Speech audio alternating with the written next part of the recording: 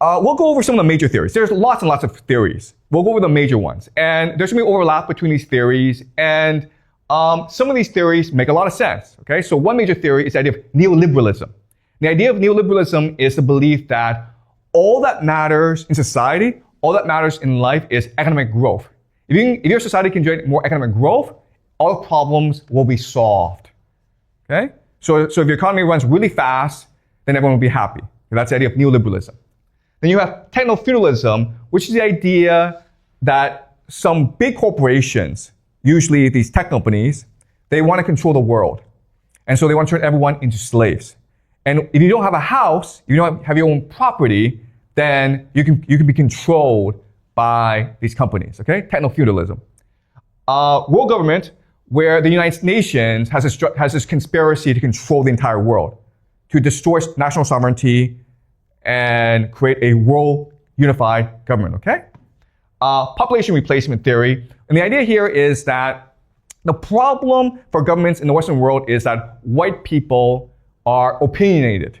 They believe in democracy. They believe in freedom. And they're hard to control. So let's replace the white people with Chinese and Indians and Filipinos because Asian people are more obedient, right? That's the idea. And again, these are just theories. I'm not saying they're right or wrong. Okay, and we'll go into these theories later on the semester. Now, the last reason is bureaucratic incompetence. Just the government is just stupid. Okay? Now, there is some overlap among these theories, and there's some validity to all these theories. But what I want to show you is that there's actually a much better way to analyze this. Whenever you have a problem, you always ask yourself, who benefits? Who is benefiting from this, right? So when we're talking about housing prices, well, clearly property owners are benefiting from this, right?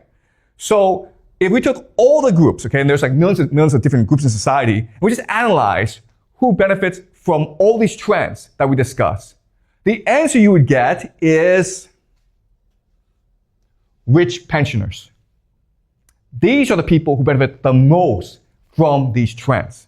And therefore, we're going to suspect that they're the ones behind these trends, okay? So let's go over them. Property prices make sense, right? Because they're old, they have houses. They probably have 2 or 3 houses. So they want to see the property prices go up. Higher stock market valuations make sense because they own the most stocks. Euthanasia for the poor makes sense because they want good medical care. If poor people are standing in line, that's a problem for them, right? So just kill the poor people and they'll have better access to healthcare. Right? If that frees up the healthcare system, mass immigration means cheap labor. If they're old, they're 70 or 80 years old, they need gardeners, they need cooks, they need nurses. Right? Immigrants. Do you guys want to be gardeners and cooks and laborers? You don't want to be, so we have to bring in immigrants. And everything else, okay? Inflation, economic growth, lower birth rate, gaslighting, it doesn't really affect them. Does that make sense? So all these trends, some of them are really good for these pensioners, and the rest doesn't really affect the pensioners.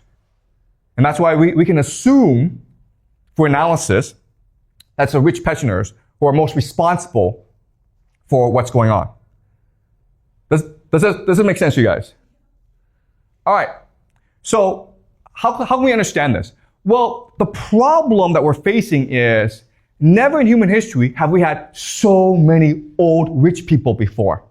Okay? And you can see these trends where in the year 1900, people who are 75 and older were just a small fraction of society. But you can see how fast they're growing. Okay? Over 60 years old, really growing really fast. There's a problem because if they keep on living, they accumulate more and more resources, which creates a lot more inequality. Now, I'm not saying that all old people are rich. In fact, that's not the case. If you just look at statistics, you will find that wealth is pretty much evenly distributed among demographics, okay? So there are young people with a lot of money, but there are more old people with money. Okay? So there are lots and lots of old people. The purple are old people who are poor. I'm not saying that old people are the problem. I'm saying that old rich people are the problem. They're a problem because they want their pensions. The pension systems in all societies made assumptions about old people. The major assumption that they made is that old people would die, right? So, for example, in Canada, when they first created the pension system, the retirement age was 65, and they expected people to die when they're 72. So you have 5 to 7 years of a good pension, okay? Guess what, guys? They're not dying, right? And that creates a huge problem with your pension plan. And you can see how these liabilities are going up over time. These are teachers, and as you can see, the liabilities are going way up. Why is this happening? It's happening because of something called assumption changes, okay? So 2 assumptions are being made. First is that old people will die. Well, they're not dying. The other assumption is that if you put money in the stock market, it will year by year improve, right? The problem is that there's volatility in the stock market. It goes up and goes down. And the smart people make money off dumb people.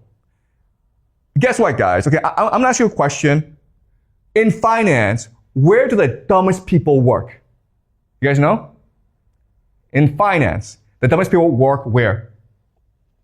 They work in pension funds. Why? Because it's a boring job.